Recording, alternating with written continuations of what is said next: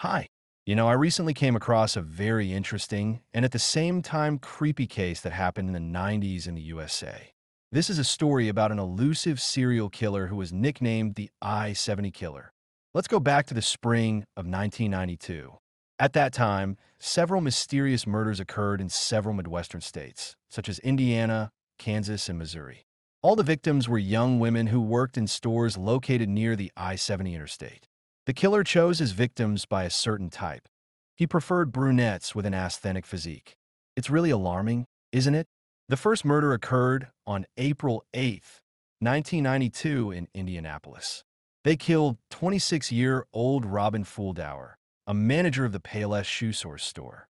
And 3 days later, on April 11th, a double murder occurred in Wichita, Kansas. The killer shot and killed the clerk and the owner of a bridal shop. Can you imagine? There was a customer in the shop at the time who witnessed the crime. He described the killer, and based on his testimony, a composite sketch was made. The events unfolded very quickly.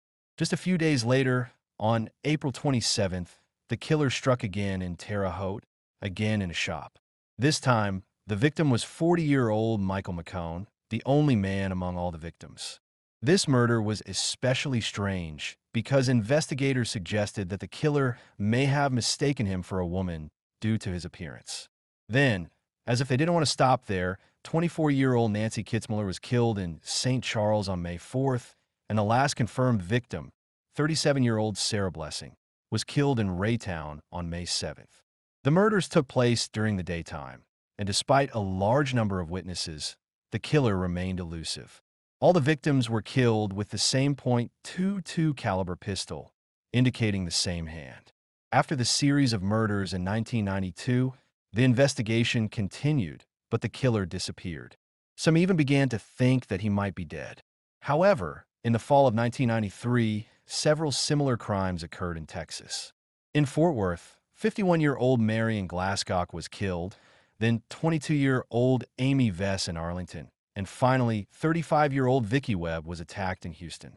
Vicky miraculously survived and was able to testify about how it all happened. Unfortunately, the investigation was unable to establish a direct connection between the Texas murders and the I-70 killer. The killer used a different gun, and the trail, as always, was too confusing. Several suspects were considered during the investigation, but there was not enough evidence to bring charges. The description of the killer always remained the same: light skin, light hair, average height, and an asthenic build. However, the lack of physical evidence dragged on the investigation for many years, and the identity of the killer was never established. But in 2018, a new suspect emerged in Neal Falls. He was killed in 2015 during an attack on a prostitute, but his name surfaced in connection with a series of murders in 8 states, including Kansas, where one of the I-70 killer murders took place. He fit the description very well, but direct evidence was never found. The story of the I-70 killer is not just a few gruesome murders. It is also a story about how difficult it is to catch a serial killer when there are no clear tracks. It is a reminder of how important it is to be careful and attentive, especially in places where we could become victims. That's the story. Creepy, isn't it? I hope that in the future, such cases will be investigated more effectively, and we will be able to avoid such tragedies.